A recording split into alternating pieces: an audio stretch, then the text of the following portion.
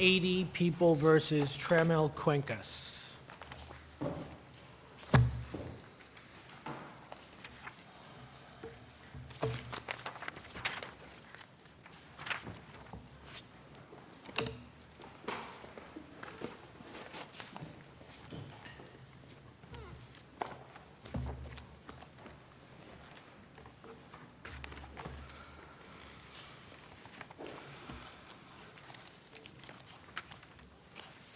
Good afternoon. My name is Yvonne Shivers. I represent Tramel Cuencas. I'd like to reserve 2 minutes for rebuttal. You have 2 minutes. Thank you. By going to appellant's residence with the intention of making a warrantless arrest, the police violated appellant's right to counsel and to be free from unreasonable searches and seizures. But which is it? What's the constitutional violation? Is it a search and seizure issue, or is it a right to counsel issue? Your Honor, it's both, because in New York,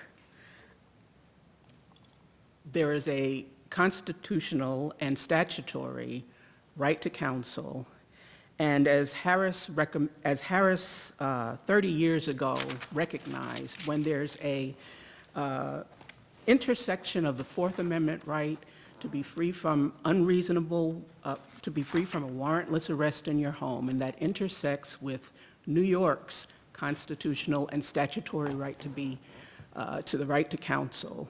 It creates an incentive for law enforcement to evade the constitutional right to The Harris counsel. violation was a Fourth Amendment equivalent, or state equivalent violation, and the remedy was suppression. I mean, all of Harris is deterrence for the Payton violation. There's a Payton violation in Harris. Everyone accepts that. The question is, are we going to say once you leave the premises, you don't need to show attenuation for a statement taken later? It wasn't a violation of that right. It was a violation of the Fourth Amendment right. The remedy involved suppression of a statement taken later. So I'm struggling to see when the violation would take place here. I agree with you, of course, that Harris was limited at time to the question of attenuation. But in the Harris decision, it really did presage what has occurred since then in terms of police using the consent exception to Payton in order to avoid the right to counsel attaching. But here we have no record of that, right? You're asking us to discard our precedent and saying that the police acted with the intent to deprive the defendant of counsel on a record that's not developed on that issue, and it's sort of speculative. I would argue that it is developed on that issue. Certainly, Detective Fogelman testified that he went to the house with his 4 detectives in order to arrest the defendant without a warrant. The only real reason for doing that is to circumvent the right to counsel attaching, but nothing has been presented by the people to suggest that there was any other reason for him going there. He But stated... even if we accept that proposition, that the intent behind going there was to arrest him and deprive him of his right to counsel, the bar against warrantless arrests it's not an absolute one. It's qualified to the exceptions that we've previously articulated. So it seems as if that is something that happens sometimes if you can meet one of those exceptions. I would argue that, as predicted by Harris, the exception of consent for purposes of New York's right to counsel has been used to really circumvent that constitutional right, that Harris presaged that, and that logical progression of Harris is that the exception is that there should be simply basically a rule that says if the police are going to go to the house with the intention of making a warrantless arrest absent exigent circumstances, go to the house to make an arrest absent exigent circumstances, they must have a warrant. So you're arguing for a change in the law? I am, Your Honor. What does what does the house have to do with it? Why isn't it equally as bad under your theory if they went out, they knew he was going to be at a candy store, and they went to the candy store and arrested him without a warrant, even though they could have gotten one because they think they can get a statement out of him? Well, Your Honor, the House has special protection under the Fourth Amendment. But you're not violating any of that here. This isn't a Peyton violation. Yes, but it is, my argument is, in New York, there's this intersection between the Peyton violation and the right to counsel. But there and that is this no Peyton particular- violation here. Well, there wasn't a Peyton violation, but there was a violation of the right to counsel in the context of Peyton.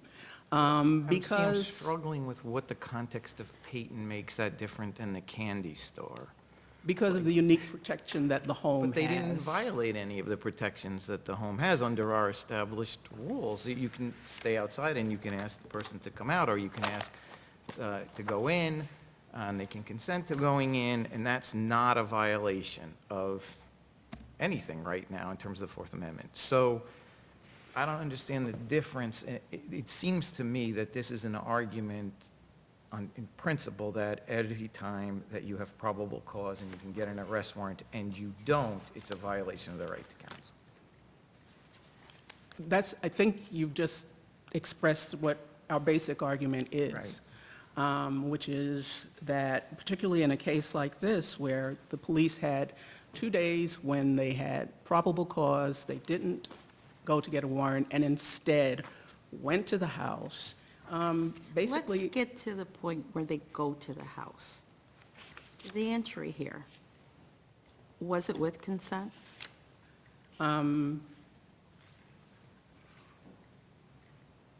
yes, entry into the vestibule was with consent. Was there consent to enter defendant's apartment? No. And that's sort of bridging into the second point, which is that at best, the police had consent to enter the vestibule of the house, but they did not have consent to go into the apartment. So that's where your prior answer confused me a little bit, because I thought that your other argument here was there was a Peyton violation. That's, well, in the first, of course, we're asking... Because there's no consent. There is. There is a Peyton violation because there was no consent to enter the apartment. That's correct.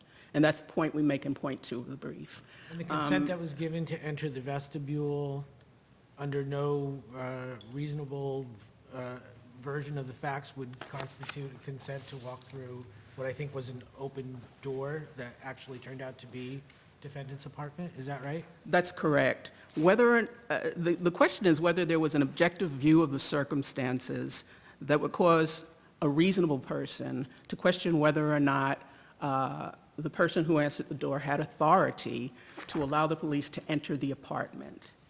The person opened the door, gave implicit consent to enter the vestibule, but the police, first of all, Detective Fogelman, you knew this was a multi-family house. He knew there was an apartment upstairs. Yeah, expand on that. He knew there was an interested. apartment They upstairs. knew before they went that it was a He knew as soon as he entered the vestibule.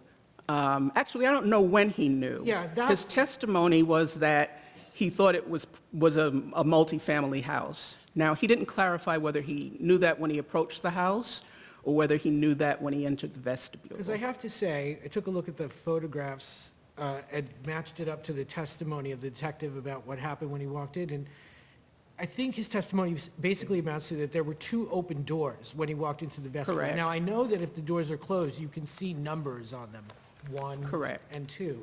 But if they're open, that might not be something the police would see. And I'm just thinking, it's possible that a reasonable person could conclude that the officer thought he was walking into a single-family home and didn't need a second layer of consent to go into what we now know is an apartment. Is that, am I completely on the wrong track with that? I think what the officer understood was either before he knocked or after he knocked and the door was open, he saw immediately to his right stairs going up. He Right. saw in front of him another apartment. Right. He understood it was at least a two-apartment dwelling. And And that's at that because he said point- so, or Pardon? is that because he actually said, I realized when I came in, it was a I believe his two-unit dwelling"? testimony was that he thought it was or might be a two-family apartment. Were both doors closed?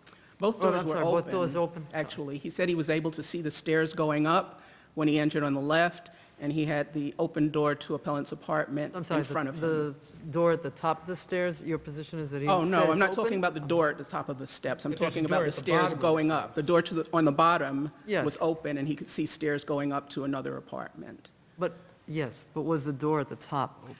There's no record on that. Okay.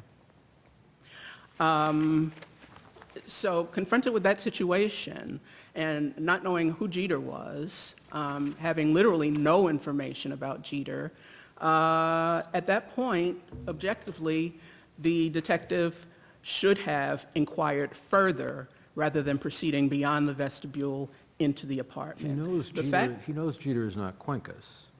He knows He Jeter knows is not Jeter is not Cuencas. Gavin.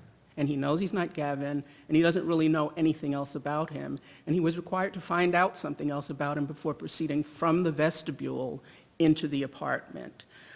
This is regardless of the fact that And it's established that he did see the defendant. he absolutely saw the defendant in the apartment, but that didn't give him a right to cross over the threshold into the apartment So and does arrest that the go to defendant the without a argument, he warrant. simply entered because he saw him, as opposed to having consent to enter? Exactly, Your Honor. Counsel, I know your light is on, but before you sit, if it's okay, could you just address, this obviously must be a state constitutional argument because the Fourth Amendment jurisprudence is pretty much clear on this, as we've said previously. So could you tell me where the state constitutional argument is specifically preserved here? Oh, yes. Defense counsel specifically argued in the hearing, if I can find the language, that the police did not obtain a warrant to avoid having the right to counsel attached, that the police went there to improperly question the defendant, and to illegally arrest the defendant, and made specific reference to the right to counsel, and the purpose being not have the right to counsel attached. But in Garvin, where we found that the same issue was not preserved, the dissent made the point that Mr. Garvin maintained at the hearing that the violation both of his federal and state constitutional rights was specifically intended to circumvent his right to counsel. And in Garvin, we said that wasn't preserved, the state constitutional issue.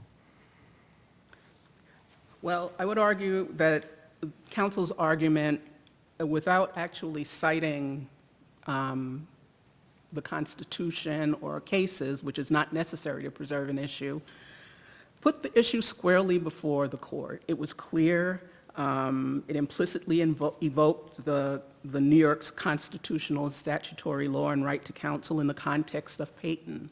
So I would argue that was sufficient to preserve the issue. Thank you, counsel. Thank you.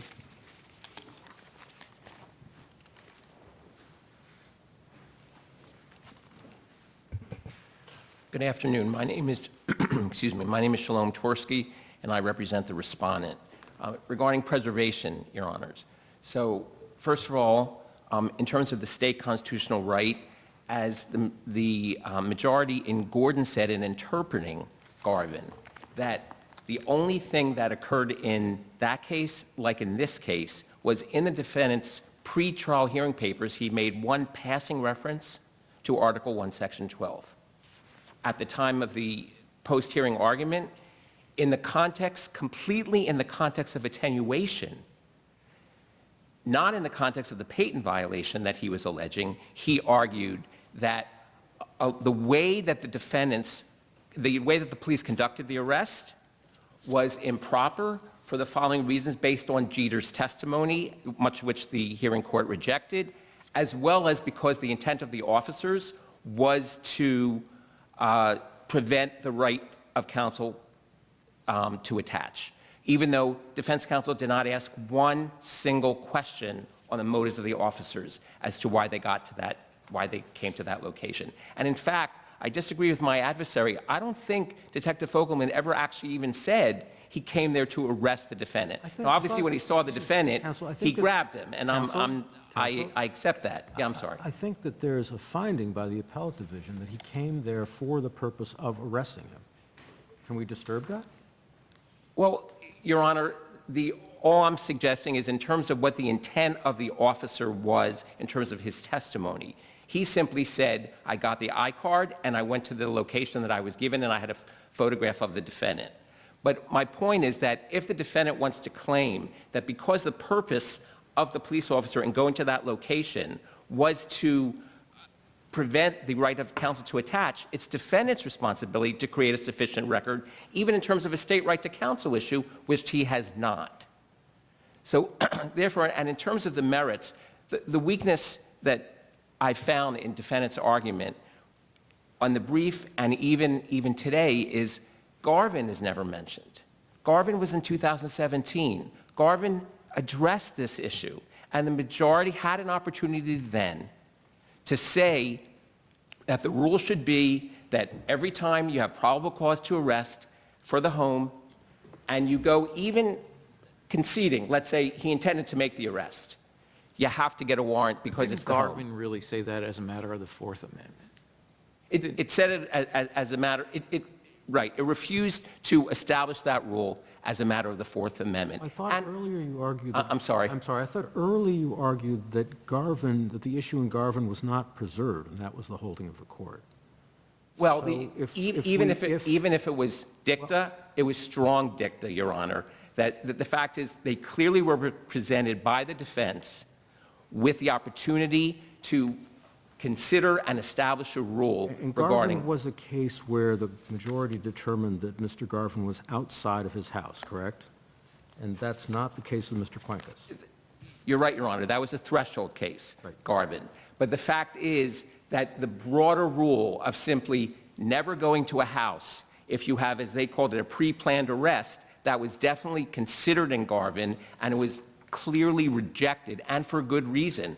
The fact is, as Garvin said, subjective intent is not relevant when it comes to Fourth Amendment jurisprudence. We said Fourth Amendment, but we said the issue as to the state constitution wasn't raised, wasn't preserved. Wasn't preserved, that's correct. So was there specific intent, or, excuse me, consent established to enter defendant's apartment here?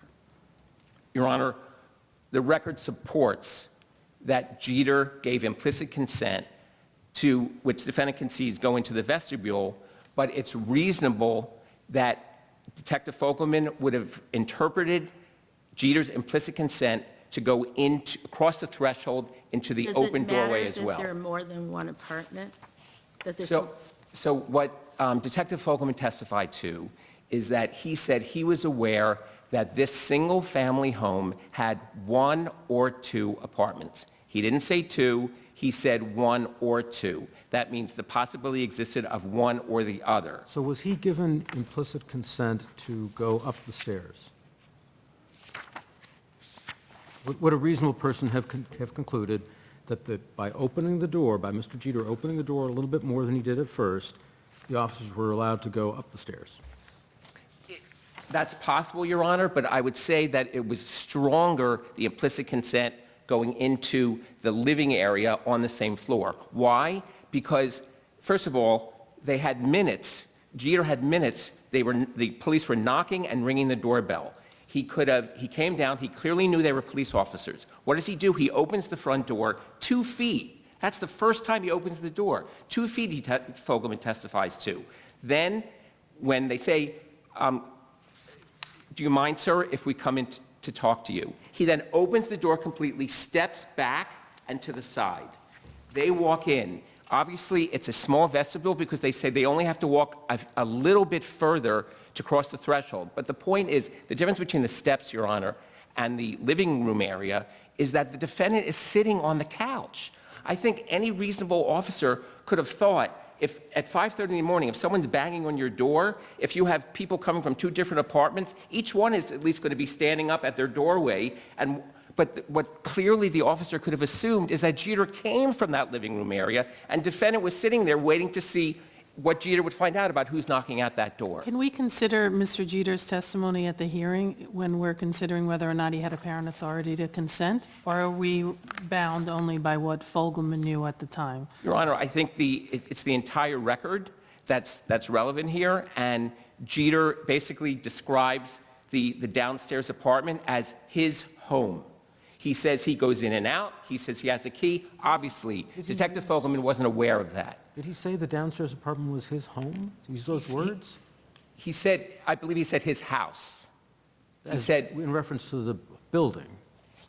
he said, but in other words, it was in the context of being asked about what was your connection to the downstairs apartment. He says, I had a key, I could go in and out as much as I want, and that I considered it my house, just like upstairs, just like downstairs. So the fact is, and Did he say that? he said that he can, Upstairs was no different to him than the downstairs? well, he didn't say no different, but he just said that both, he considered both his house. Both, or the whole thing? I believe he talked about the upstairs and the downstairs as being his house. He said he had a key? He said he had a key to the downstairs room? apartment. The living room door? Correct, correct. Which was And he open. said he could go in and out. So Unqualified. he didn't qualify it. And so he spoke about his mother actually owned the home, That's correct. but he considered it his own. So are you saying that if a landlord has a key, he has the right to consent to open any apartment at any time? I'm not saying that. The relationship here, at least from the record, is very different than simply a landlord-tenant relationship. These people considered each other like family. The defendants considered each other like brothers. The mother considered them like sons. So it was very unclear as to exactly what I mean, not unclear, but what I'm saying is it was much more than a typical landlord-tenant relationship. And I think that would allow And a for sort of- reasonable police officer would know that So upon approach. I understand what you're saying, Your Honor. Obviously, the officer didn't ask Fogelman those questions. But, I mean, Fogelman didn't ask Jeter those questions. But my point is, I think Jeter's sort of understanding of his relationship to that apartment, I think, is relevant in terms of the reasonableness of why the officer would have assumed that Jeter may have emerged from that apartment at 5:30 in the morning while the defendant was sitting there waiting to see what Jeter would find out as to who was at the door. Is there any testimony about whether or not the door above the staircase was open? So At the there- top of the staircase, excuse me. I'm not aware of there being any testimony to that. I'm not even aware that before going into and apprehending defendant, any of the officers sort of even noticed that there was a door at the top of the steps from the hearing testimony. So, so certainly whether it was open or not was not something that was fleshed out at the hearing. Your Honor, so we would argue that there is no Fourth Amendment violation, that Garvin was properly decided. And the fact is, one of the things Garvin talked about was the practical considerations that are very relevant in these circumstances, why you shouldn't broaden the rule. The fact is that part of the practical considerations that Garvin talked about was it's simpler, faster, and less burdensome to get a warrant. That's not a convenience factor. That's a safety factor. When you have violent felons like this one, you want to be able to apprehend the defendants as soon as possible. Moreover, That's 2 days later here. 31 hours later, but Your Honor, for example, another issue that comes up in terms of that's why law enforcement's hands can't be tied, is this was a third party dwelling. So under 690, it's possible that the police might have needed both an arrest warrant for the defendant and a search warrant to get into Jeter's home. But for a search warrant, you have to Did they have... argue below exigent circumstances? Which is what I think you're actually arguing. I'm not saying... That's why I don't need the warrant. I'm not saying it necessarily reached the level of exigent circumstances. All I'm saying is that... Well, you've only got but so many exceptions. No, I understand, Your Honor. But the fact is, particularly with violent felons, police officers want to get them incarcerated as soon as possible if you have probable cause so that they don't commit more crimes or they don't flee. So it's certainly, they have a right to take that into account. And if you have to get a search warrant where you have to have... Strikes me the fear of flight might be an exigent circumstance, but if they didn't argue that, that's not what drives their their interest in getting to this building. I'm not talking about necessarily in this particular case. I'm saying in terms of the broader rule, it could be a fair consideration That there may be unintended consequences by establishing the rule that's being requested. That's right, and particularly when you need probable cause to get the search warrant, because the defendant had a strange relationship to this apartment. Apparently, he was crashing on the couch of co-defendant for several weeks. So it's unclear what the police officers knew as to exactly if defendant would be there or not, and certainly to be able to get a search warrant and to establish probable cause. And finally, Your Honor, I just want to say that if the court would disagree with our position on the first issue or on the second, this court should find that the statements were attenuated as a matter of law, and we discuss why in our brief, particularly the videotape statement, which was 16 hours after the arrest, and after the defendant was specifically told that, after the defendant got an opportunity to speak to his accomplice, where the accomplice said to him, "I'm going to talk now." And how about the Jaguar title in the photograph on attenuation? I'm sorry, I don't understand your question. Sure, you were asking, you were saying, were we to, on one ground or the other rule against you, we should decide attenuation on the video, et cetera, that is sufficiently attenuated. I'm asking, what is it you would like us to say? You're talking if about the cell anything, phone photograph and the cell phone.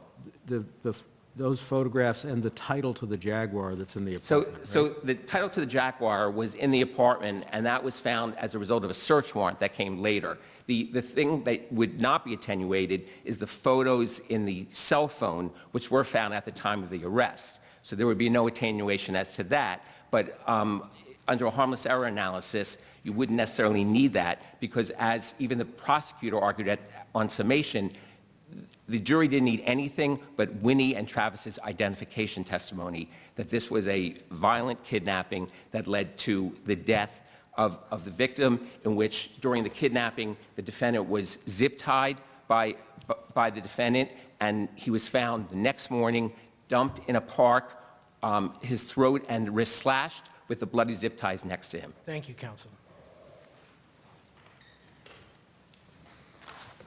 Counsel, could we just pick up on that attenuation point? So clearly, if we were to agree with you on the consent issue and find there was no consent, that's a patent violation, and as to the later statement at the precinct, that would be an attenuation analysis under Harris.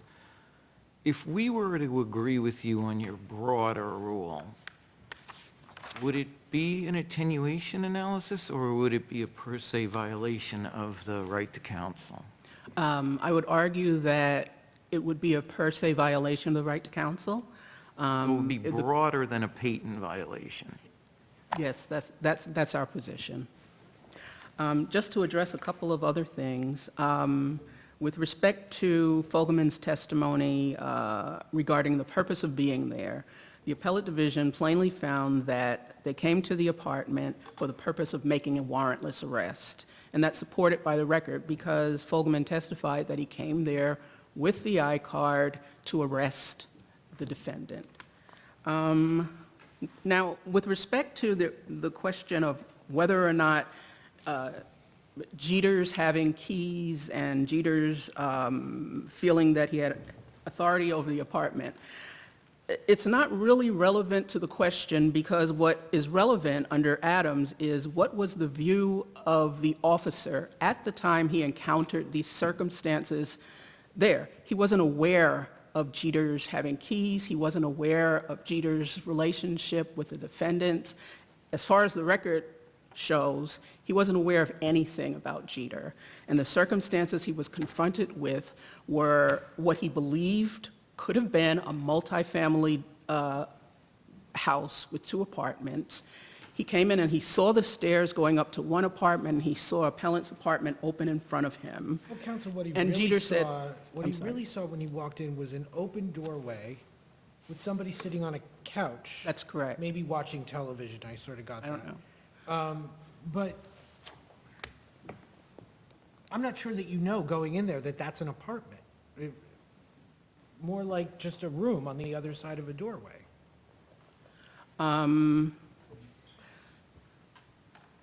Well, certainly if he was aware that it might be a multi-apartment house, that would have created a reasonable reason, a reasonable person to question what was the situation. What could this party who was giving consent by saying nothing, did they have consent over that area? That may be true, but a different reasonable person might find that that's just the living room that you see after you walk into the vestibule, all of which I guess I'm suggesting we're sort of in a mixed question scenario here. In this case, I don't think there's a mixed question because I think the findings of the court below was that it was appellant's apartment that the police officer stepped into. The appellate division said that, and the trial court said that. So that's a given, and we're assuming for the purposes of the argument that he gave consent to enter the vestibule. But neither court below took it as a living room as part of a bigger house. They definitely ruled that it was appellant's apartment and that Jeter gave consent by simply moving aside and letting the police officers step into the vestibule. Okay. I think that's really what I wanted to address. Thank you. Thank you.